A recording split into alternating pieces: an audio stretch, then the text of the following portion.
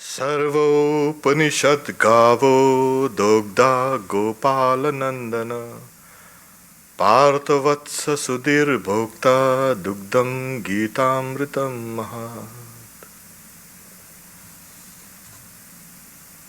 All the Upanishads are the cows. The milker is the cowherd boy, Krishna. Partha, Arjuna, is the calf. People of purified intellect are the drinkers of the milk. And the milk is the supreme nectar of the Bhagavad Gita. Chapter 2,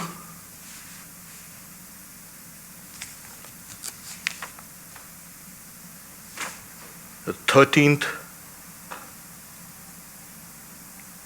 verse.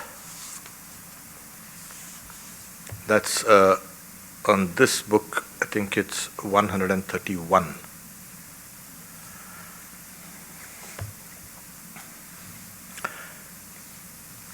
Dehinosmin yata dehe kaumaram yauvanam jara tata dehantara praptir dhiras tatran muhyati.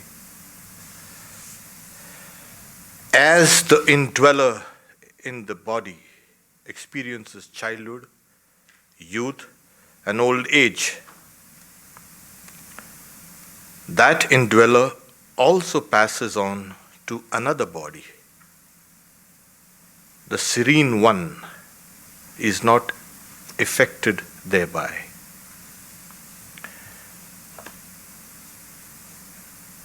The subtitle of this particular section is Nature of Death. There are two things. Here it's translated as the indweller. Yes, it's a more or less correct translation of the word dehi. Dehinaha. Deha is a body. And the one who resides in that body is called dehi. It's always useful to remember that it's like a body is a kind of a house and indweller is a tenant. The house is built for someone else, for the indweller. It's called in Sanskrit parartha, for someone else. So the body is for someone else. This hand is not meant for this hand, or this, my legs are not meant for my hands. So this indweller, for whom the body is created, in this asmin, in this body experiences childhood, youth and old age. And it also implies that, adulthood also. And similarly, that indweller also passes on to another body. Our bodies are constantly undergoing changes. There is no body which does not undergo change. And the body that we were born with, that has passed away long ago. Materials are coming in and going. There's a kind of semblance of identity, self-identity. Yes, I am that same person who was a youth and who is now an adult, and now slowly I'll become old and all these things. There are, as you say, like nail keeps on growing and then we keep on paring them off. So similarly, the subtle body along with the self keeps on growing bodies and we keep on discarding these bodies. Yes, here Sri Krishna is telling Arjuna that you don't need to grieve. Bodies are undergoing changes constantly, and another change is death. It's called death. And death has been demonized in our culture so much. Why? Imagine if there was no death here. We would have carried with all our stupidities, with all our idiosyncrasies, with all our follies. This is the world of change. And like the Buddhists say, everything is change and change and change. Yes, we can see change. We experience change. But there is something that tells us, no, I'm unchangeable. Yeah. What's that? What's that unchangeable? That is the Dehin, the one who inhabits the body, or is the indweller of this body. So birth is one modification, death is a modification, and all in between are modifications. As we know, the Buddha, he renounced his home and hearth, his palace, and all his royal comforts when he saw old age, sickness, and death, and he wanted to find answers to these questions. And he did find answers to the questions, and that's what he preached. Here, this change, this constant change that we see, these changes are everywhere. Everything changes. But to understand change, there has to be some unchanging principle. And that is the indweller. There is a qualification for the person who understands these things. Saying, Dhiras tatra, the wise person does not grieve or is not deluded by these changes. We all know that the mind is a repository of all the positive and even the negative forces in nature. And the mind has been so demeaned. Oh, the mind is stupid and mind is this, mind is that. But the wise person, as I said, here it's translated as a serene one. Yes, when you are wise, you become calm, you become serene. But the actual translation of the word is dhi. That is, we have something called the intelligence, buddhi. Dhi is the purified form of intelligence. So when the person has a purified form of intelligence, what happens in that intelligence? There are three powers in that intellect. There is something called the willpower. There is something called the power of knowledge and the power of action. If intelligence does not have any kind of will, if intelligence does not have a kind of a knowledge which is both internal as well as external, because that is real knowledge when you understand consciousness, your self-consciousness. And that which impels that intellect to do something, to work out some ideas. This is called the dhi.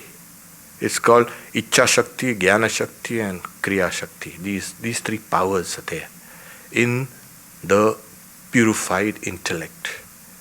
In fact, they even go further and say the personal God creates this whole universe through these three powers. And if it's there in the personal God, it's also in the personal person. I mean, the indweller.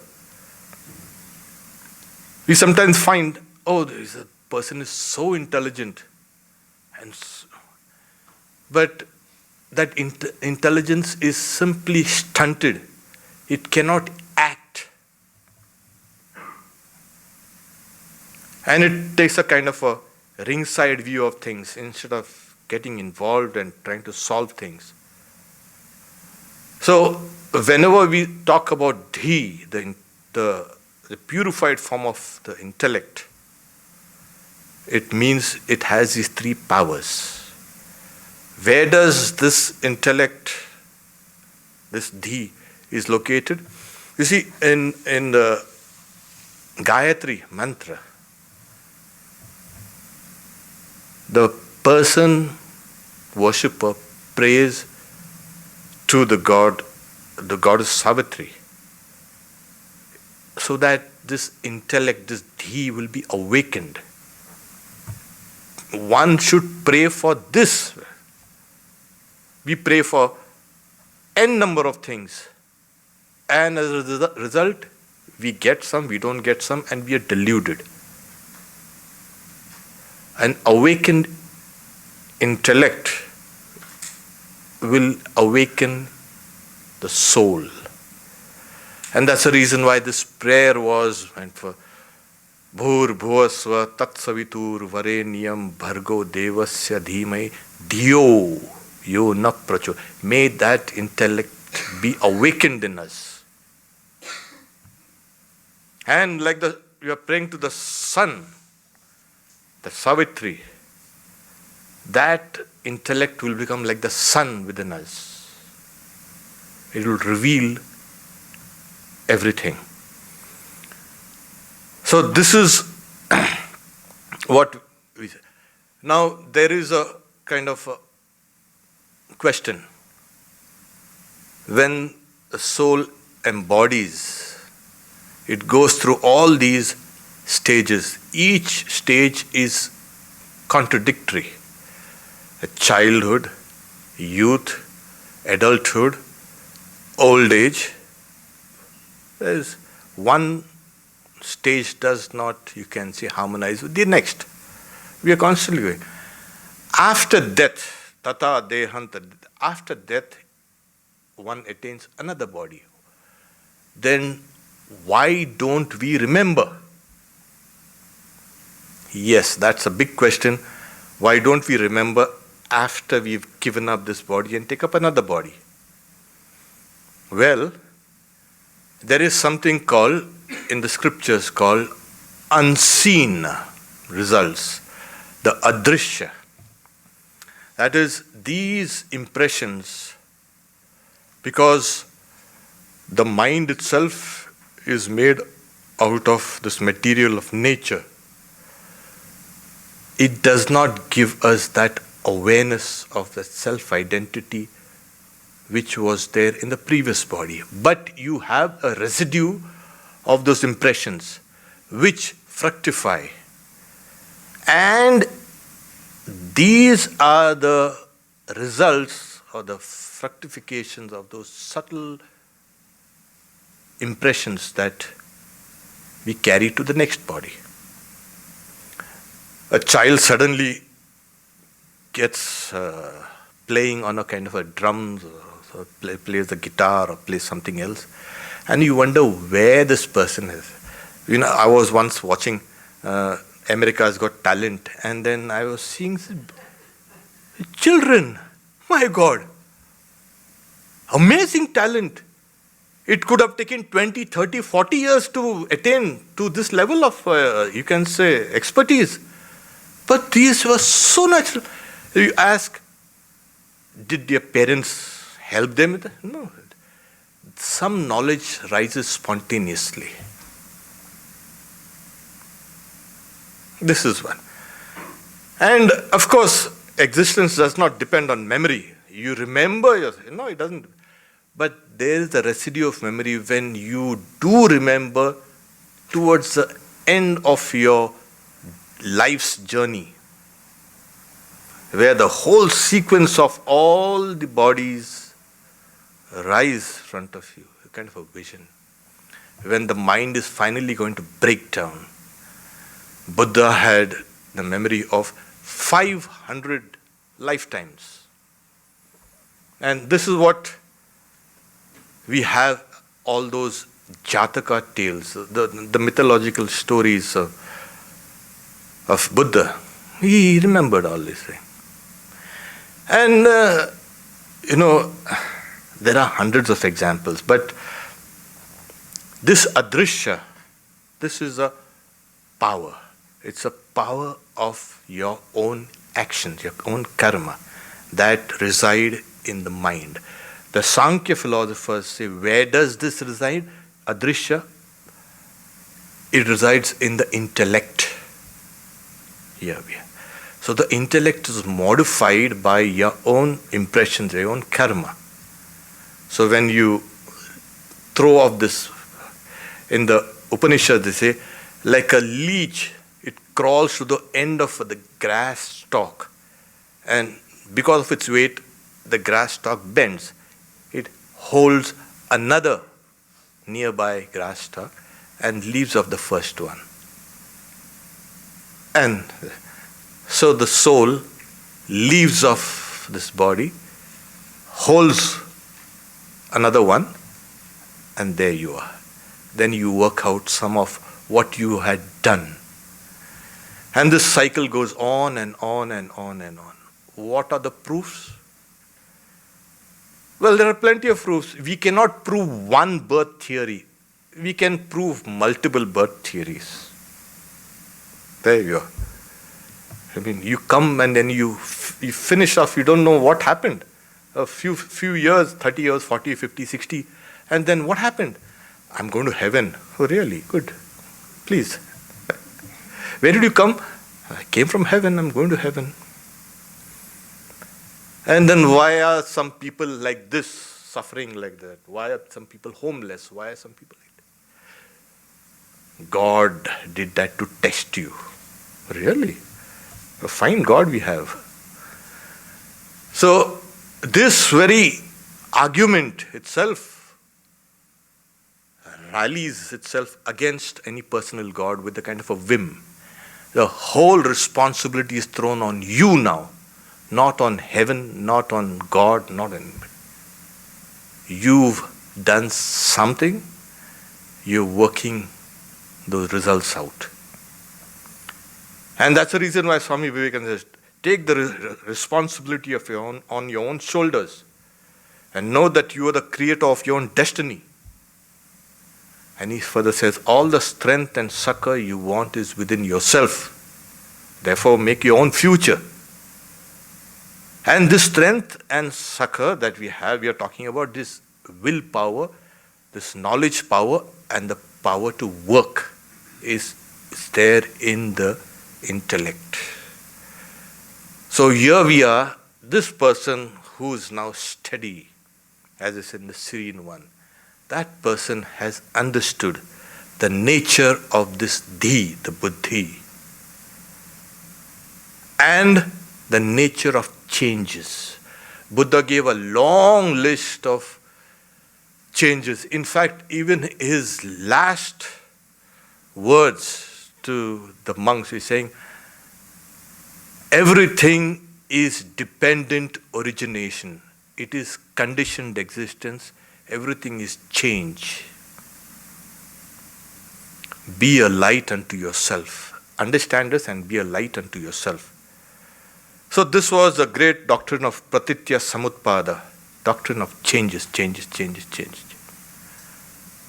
But here in the Vedantic philosophy, we have, like I said, the dehin. It is not, this is the first time that you've acquired a body. The dehin has had many bodies, many houses.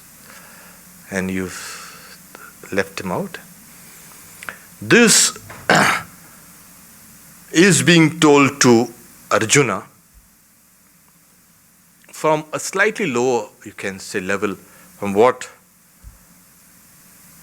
the 12th verse was talking about. He approaches the central truth to different angles.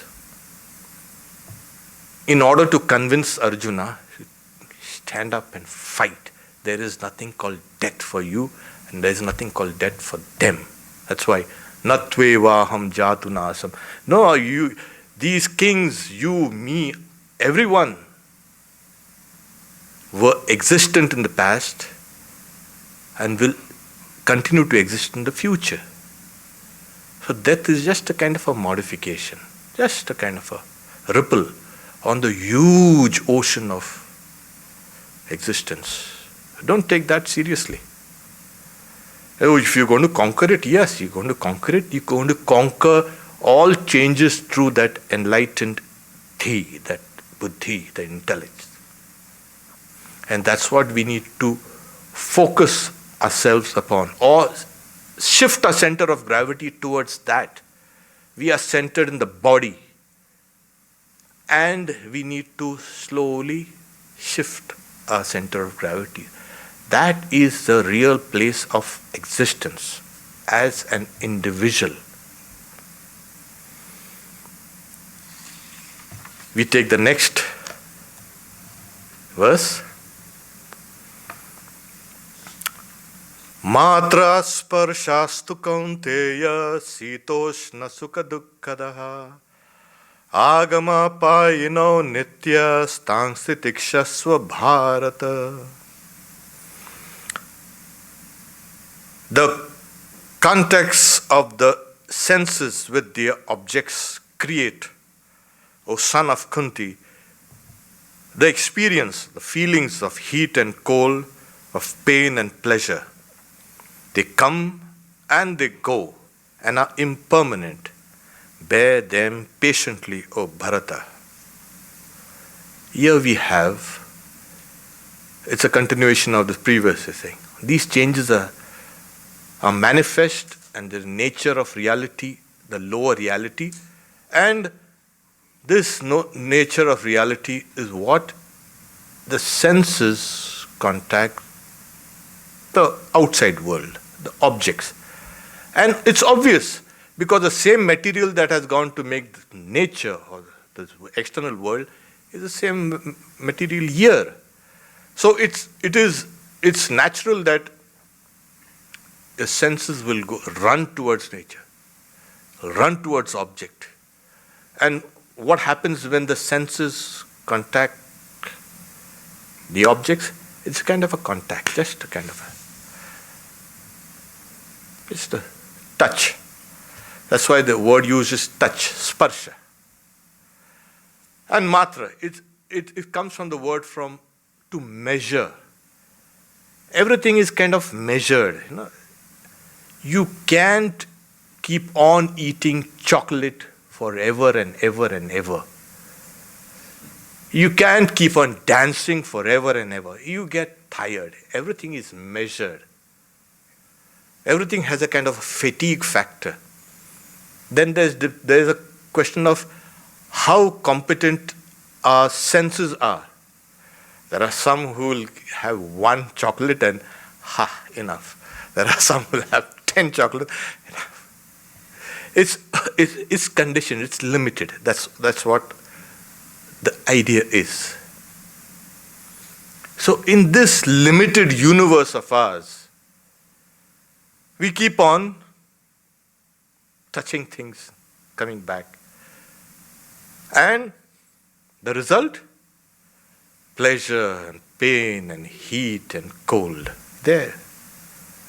And what's the nature of these sensations? Oh, they come and they go. Here, that's a agamapa. They are transient. And they are non-eternal. They're limited for a while. And what's the advice? Bear them patiently. If there was any other way, the Lord would have told us. But now, you've got to forbear. Sri Ramakrishna and Holy Mother also used to say, forbear, forbear, forbear. Shankaracharya in his Vivek Chudamani says, Sahanam sarva dukkhanam. Forbear all pains. without the idea of retaliation, apratikara, and without the mind getting restless, chinta vilapa. That is called titiksha, that is called endurance. We all say, oh, we want to attain heaven. Oh, suppose we want to have that. Are you ready for heaven? Are you ready for eternal life? A little thirst throws your mind into a kind of a toss. The body is dictating things. We've got no control over our body. Of course, the body runs according to its own whims and you can say drives. It doesn't ask you also. It only tells you it's feeding time, feed me. It's sleeping time, sleep. That's a kind. A lot of people come. One time, a young boy came. Swami, you see, my mind is restless. So I recommended a book, Mind and Its Control. There was a great Swami Buddhananda. He also worked for some time in San Francisco. So it's a small kind of book. And he read it. And then after reading it, he's saying, my mind hasn't become controlled. Really? You read a book and say, saying, what do I do now? Saying the best way to control your mind, I told him, is to control your body. Really? Yes. You can't control your mind. You don't have the necessary aptitude. The first thing you do, control the mind, control your body. And you'll find the mind also getting controlled. You develop a kind of a tremendous endurance. There are some people with high pain sensitivity. There are some people who can just go through pain without a kind of blinking, without wincing, without screaming and shouting. You have different levels of, you can say, sensitivity. So, the advice the Lord gives is bear them patiently. Bear everything patiently. And this is what we need to understand. That to prepare ourselves for immortality, which is the subject matter of this book, we've got to prepare ourselves. We cannot go with all our weaknesses and with all our faults. What do we do with all these things? Saying, you go to heaven with all your faults and all your foibles and idiosyncrasies, and that's going to remain with you. Better discard them here, or you'll get in trouble where you go. It will be the same thing to what we're having here.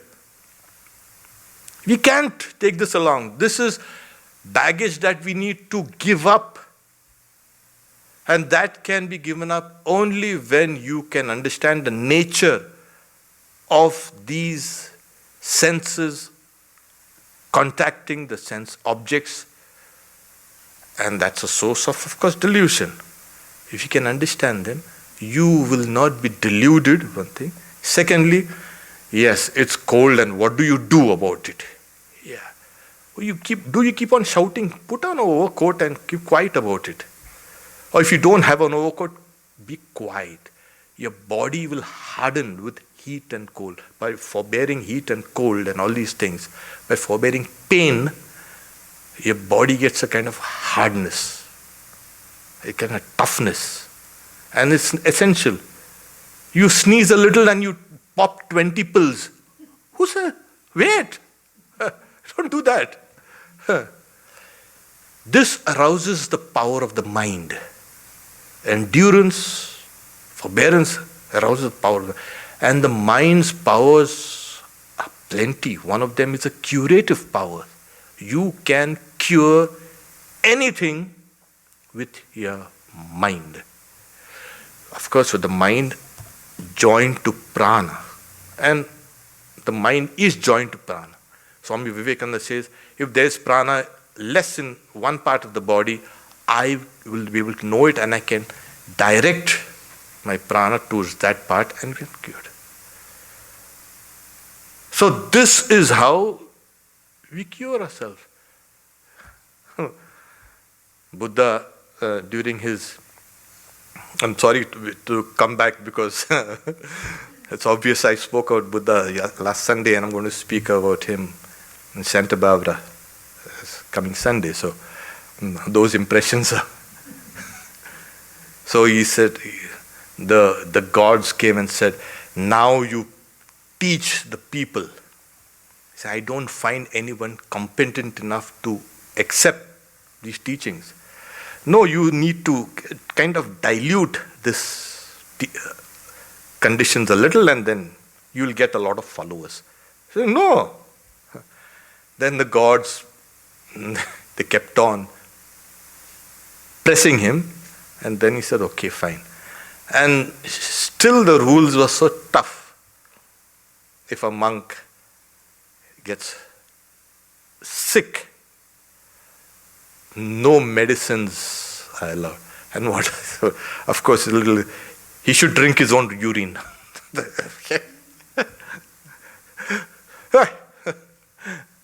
Now, they will dissuade the best of the monks from trying to arouse the curative powers in oneself. There's a tremendous power there in the mind. We've just scratched the surface of this huge element called the mind element. It's huge. And we've been neglecting this. It can come only through a little introspection and a little awakening of that thee.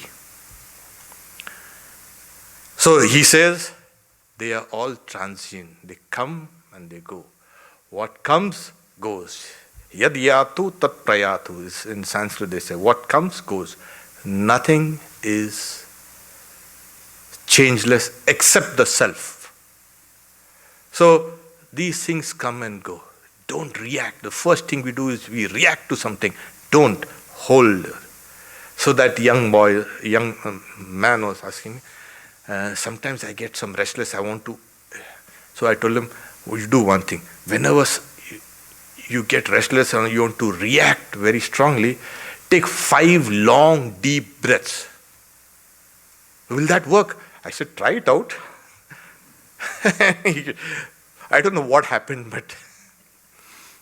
but after a few years I met him, he was a changed person. Probably he was practicing. Don't react immediately. When the moment you react immediately, it's, Swami Vivekananda says, it's a weakness of your chitta. It's a weakness of your internal organ. A strong person, he is heroic. He or she is not going to react immediately. He will study the situation, get that clear insight, and then very calmly say something or do something. This is what Sri Krishna is telling Arjuna, you should be like this. Kind of, in Sanskrit this is like they say, Natu chittasya lalanam. Don't pamper, don't say, coddle and fondle your mind. You need to give it a kind of a, you can say, stick. Take the stick. No? Of course, spare the rod and spoil the child. You know? But now, of course, it's not done in schools. Spare the rod and spoil the mind. Keep a kind of a... It is actually, as the intellect awakens, it is a kind of a sentinel on the workings of the mind. It will not let it go too far. Pull it back. This is what is called control, one of the controls of the mind called pratyaya. You pull back. The senses are going out, you pull them back in. 100 times you will go in, 100 times you pull back in. There was one saint called Namdev. He was a very great saint in Maharashtra. So he had gone to bathe in the river for his holy bath. He comes out. There was a man sitting down on the steps. He spits at him. So Namdev had just finished his bath. He goes back to the river, washes himself again, bathes again, comes back. The man again spits. Namdev once again goes back. He's not angry, he's not flustered, he's nothing. He goes back. And he does it 99 times. And Namdev was, when he was ready for the 100th time, he fell at his feet and said, I beg forgiveness. Oh, it's okay, fine, perfect. And that person was changed. So you can change yourself, you can change others through this, a kind of an awakened intellect, That's why they say, we have body consciousness. We are talking about the awakened intellect is Atma Pratyaya. It follows the knowledge of the self, or follows consciousness, or it takes the form of consciousness. And an unawakened intellect is centered on the body. Dehatma Pratyaya. That is, it's centered on the body. So this Dehatma Buddhi, the intellect which thinks that the body is me, has to go. When the intellect says, the body is mine, you are now slowly detaching yourself. And the body is an object of knowledge, and all objects of knowledge, as you know, they are anitya, non-eternal, and it comes and goes.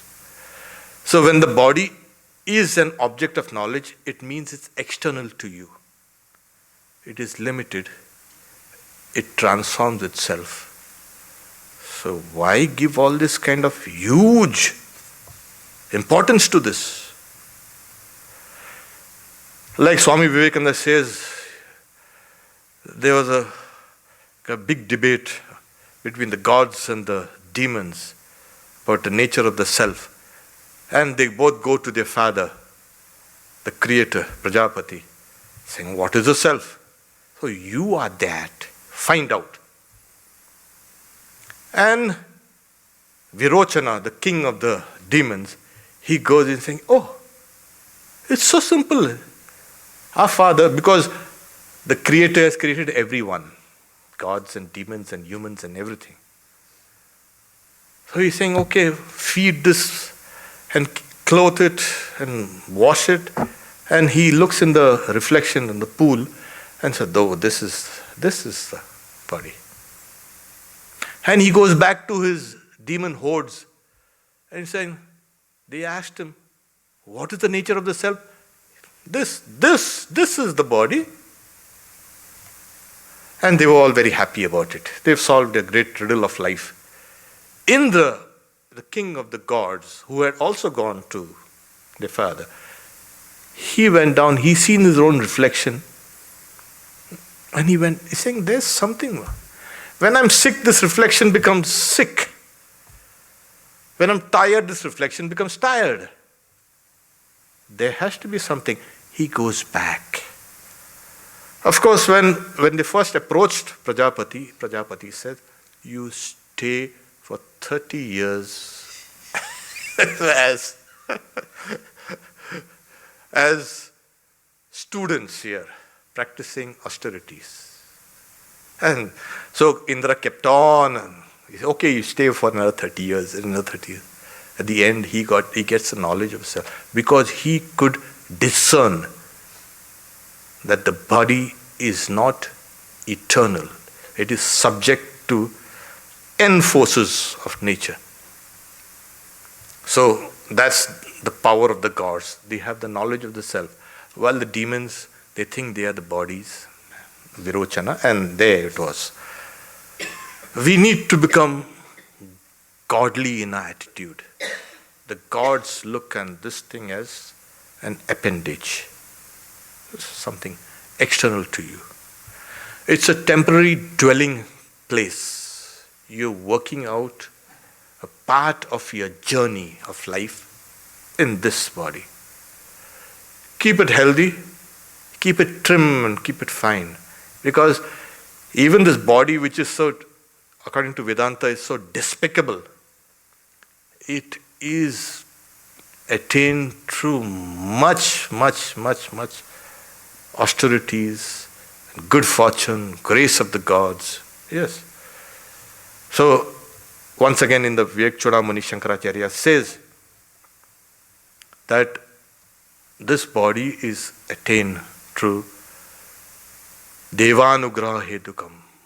This body has been there by the grace of the gods. And it's extremely difficult to attain a physical body. Yes, this human life is extremely precious. There's no doubt about it. We simply are wasting our time. So we need to get a grip on ourselves, utilize the time, utilize the powers of the mind in making our lives blessed, making our lives divine, and so we can really help the world with this. We go to the next verse. Yam hina vyatayante te purusham purusharshava samadukka sukam dhiram somritatvaya kalpate. That person, the best of men, is fitted for immortality, whom these do not torment. These means all these contact of the senses. Who is balanced in pain and pleasure and is steadfast. These do not. Once again, the word used is dhiram. Dhiram. The technical meaning is that which impels the intellect to work through these three modes, like I mentioned: willpower, knowledge power, and power of action. Impels. So dhiram. Generally in Indian language you will say, what's a dhir? It's a very dhir. That is steady, wise. He can see through things. A tremendous insight. So these things do not torment this person. Who is the person? This wise person. This dhi. A person with an awakened intellect. And he said, Purusham.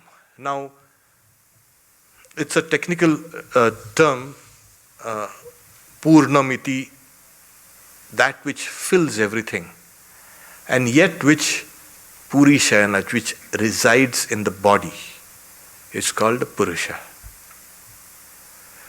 So, this body is likened to a city, Puri, Pur, and the one who dwells in becomes the Purusha. So this, saying, when you have practiced this endurance, forbearance, this does not throw you off balance. And then you are fitted for immortality. So amritatvaya, you are fitted for immortality. If people talk, oh, the Atman is so infinite, saying, yes, you've got to make your mind also infinite in a way, because your mind is a small part of the cosmic mind. And if you can raise yourself up through that false individuality and come down to your own universality, the first thing you encounter is your universal mind. It is then when you can be called fit for immortality. When you become universal. So how does that happen? There's a tremendous love that outpours towards each and everything. That's the very first indication that you are broadening. Your mind is now raising itself towards its universal dimensions. You feel tremendous love, you feel compassion, you become unselfish.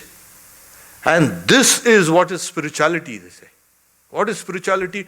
If you can meditate for 20 hours a day, you are very spiritual. Oh no! Somebody was telling me, I meditate more than you. I said, oh yes. Yeah. So I'm more spiritual than you. I say, yes. We don't, there's I don't want to dispute that, but yes, you are very spiritual. And that person gets so annoyed. Why don't you acknowledge that I'm more spiritual than you? Okay, I'm acknowledging you're more spiritual.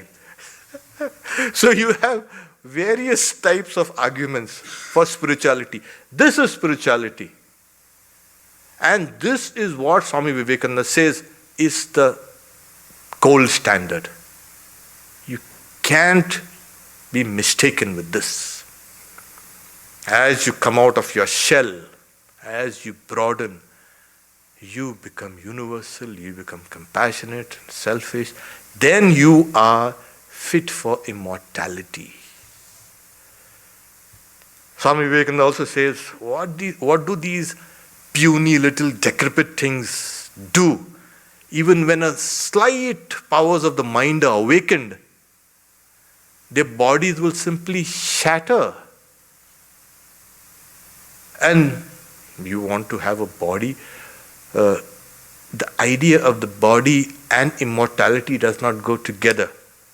Everything that has name and form combines in time, dissolves in time. You can't have immortality with a body or with a form, however subtle it may be. It might be eons, maybe few, you can say, cycles of creation, but there will come a time when this name and form will dissolve. And then you are left with that immortality. People want to retain this name and form and yet want to become immortal. The soul is beyond name and form. We stop here. Om Shanti Shanti Shanti Hari Om Tat Sat Shri Ramakrishna Arpanamastu.